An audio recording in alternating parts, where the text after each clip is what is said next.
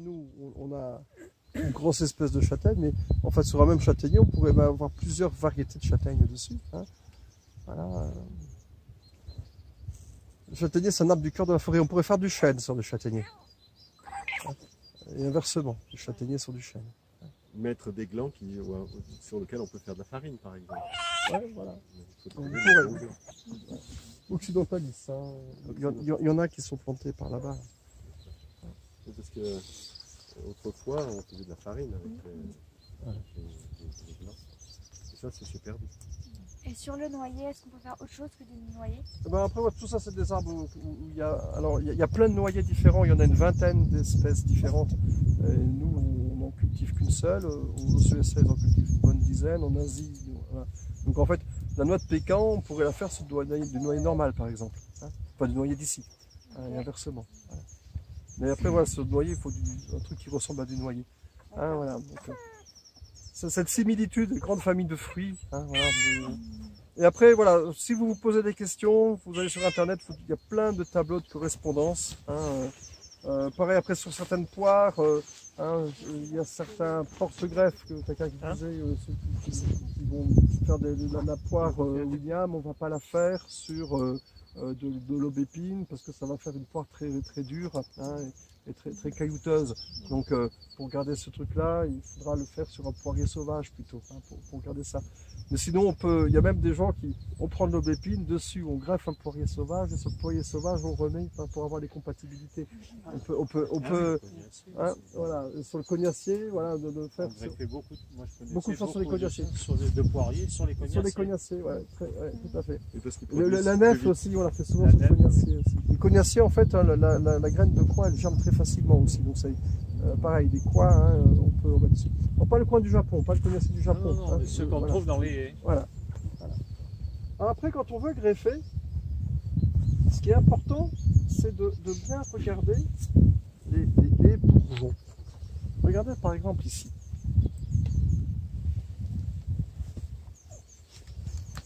Se rapprocher. Vous voyez ce qu'est un bourgeon.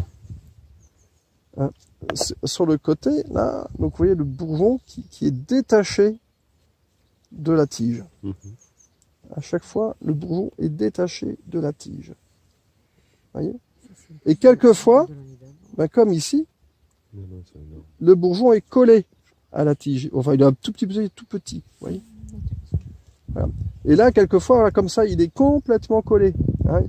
On peut passer la lame du couteau, mais on a l'impression que, voilà, que ça ne va pas tenir. Donc on choisit des bourgeons détachés de la tige. Après, il y en a certains qui peuvent être, bah celui-ci par exemple. Celui-ci, là, vous voyez, il est beaucoup plus gros que les autres. Hein, voilà, donc celui-ci, pourquoi est-ce qu'il est plus gros que les autres? C'est le dernier d'une année. Non, sur le dernier d'année, il est là. Voilà. Mais l'année d'avant, l'année dernière. Voilà. Alors ouais, donc il est en position haute, voilà. En fait, c'est qu'à l'intérieur, il a préparé une énorme grappe de fleurs. D'accord. Voilà. Hein, donc, si je greffe ces gros bourgeons là, ça va me faire juste une fleur et ça va s'arrêter. Mais après, on a aussi quelquefois des bourgeons qui viennent. Vous voyez, c'est celui-ci, voilà. Hein, et quelquefois, on a des endroits où il y a enfin, ça fait des bouquets. Des bouquets, hein, carrément. Bon, là, sur cette variété, pas trop. Hein. On les a un peu sur l'extrémité. Hein. Voilà, donc pareil, quand on a un bouquet comme ça, ben, voilà, tout ça, ça va faire plein de fleurs, quoi. Voilà, donc... Et ça va faire que de la fleur. Voilà. Hein, oui, voilà. C'est gros. Ouais, voilà, vous voyez sur le cerisier, on voit bien les bourgeons qui sont bien décollés hein, sur le côté. Hein, voilà. Hein, c'est ça qui. Et ceux du bas, ben là, ils sont. Voilà. Puis alors après, voilà, pareil, il y a des bourgeons qui peuvent être manquants. Hein, donc voilà, s'il n'y a pas de bourgeons, hein, donc on ne va pas. Hein, voilà. Ouais, sur les tiges, quelquefois, comme là, vous voyez, il y a un petit peu des petits trucs, hein, comme des petits champignons, des petits champs. Hein, donc voilà, ça quelquefois on se dit, c'est une maladie, un truc comme ça. Donc au moment, un petit parasite, hein, c'est des petits psylles, au moment où on va le greffer, on va aussi amener le petit parasite avec. Hein. Et comme la plante va être toute fragile, la maladie va prendre le dessus. Parasité, quoi. Donc on fait attention à ne pas prendre des choses qui peuvent être trop couvertes, soit de champignons, soit... Si on a eu la chance de voir l'arbre l'année d'avant, si on voit qu'il a déjà eu pas mal de maladies, trucs comme ça, ben, c'est pas celui-ci qu'on va prendre. Sauf si vraiment on veut conserver la variété, parce qu'elle est en danger et qu'on risque de tout perdre. Hein. Ce pommier de l'arrière-grand-mère qui disparaît, bon, celui-ci, il faut impérativement... Est-ce qu'au moment de la greffe, on peut mettre, je ne sais quoi, nettoyer, Ouais, aseptiser ouais, voilà, ce petit lait, ouais. Je sais pas, du vinaigre. Ouais, donc, Non, mais je pose la question. pareil, donc on va utiliser des outils qui vont transporter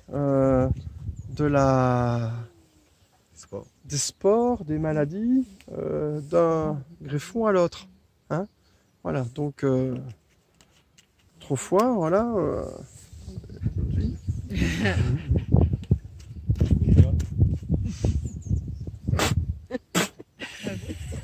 Elle est bonne. C'est de l'aquavite. Je le sens pensais d'ici, pas dis qu'elle donc. était aussi bonne. Elle s'est vachement améliorée. Je dis, ouais, ça, c'est une bouteille que j'ai depuis peut-être 20 ans. Mais on n'a pas une autre bouteille.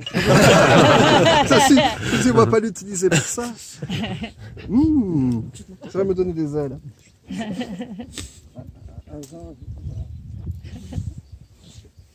Voilà, hein, donc la désinfection. Hein, des lames. C'est l'autre façon de désinfecter. Ça fait pitié. La flamme, oui. Je fais trop après le Voilà. fil. Du vinaigre, c'est bien. Ouais, alors de changer, d'avoir un milieu qui va faire changer les choses, mais en fait il y a deux façons d'aborder les choses. Hein. Soit on désinfecte en stérilisant, hein, ça c'est très pasteurien, hein. Soit on met plus de vie que ce qu'il y avait avant. Hein. Donc dans du caca, dans du purin, et ça crée tout un petit écosystème qui va avoir cette même incidence, c'est qu'il y a d'autres choses plein de choses qui vont se développer dedans, et dans la diversité des organismes qui vont être en concurrence ou en action, en interaction, du moins concurrence, hein, c'est l'autre loi de la jungle, en coopération, et ben, vont se créer des interactions qui auront le même effet que les maladies ne se développeront pas. Hein. Des purins d'ortie, on trempe les lames, les greffons, tout ça dans des purins. On a du crottin d'âne. Ouais, dans des bouses, voilà. Non, non, Plutôt des choses liquides, hein, pour ça. Après la bouse, ça va être le côté un petit peu collant. Le côté du purin, pareil, hein, avoir des relations, continuer à avoir une vie sociale, hein, parce que le purin d'ortie, ça vous colle aux doigts, et vous lavez les mains, ça peut rester tenace. Hein. Et le purin d'ortie. L'eau de vie, ouais, ça donne aussi un autre profil.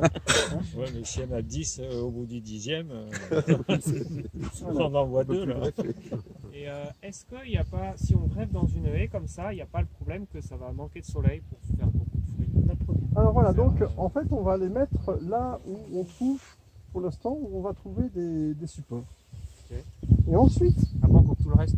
non, après, au fur et à mesure que ça pousse, on va juste faire de la place progressivement à ce qu'on a laissé, ce qu'on veut développer par rapport au reste. Et ce qui n'a pas marché, donc après on va aussi en remettre dessus. Et c'est un travail qu'on fait en permanence, quoi. Hein, c'est des gestes simples. Si chaque année je fais 3-4 greffes chez moi, ben, au bout de 50 ans, ouais, c'est juste énorme, quoi. Hein. Voilà. Il faut juste commencer à le faire tout doucement. C'est pas. Alors après, pareil, quand on va choisir notre... En dessous le bourgeon, il y a une zone épaissie comme ça, vous voyez, à chaque fois. Et cette zone, c'est une zone où il y a beaucoup de nourriture pour le bourgeon. Hein. Donc globalement, il faut du bois jeune, hein, donc ça c'est une branche de l'année.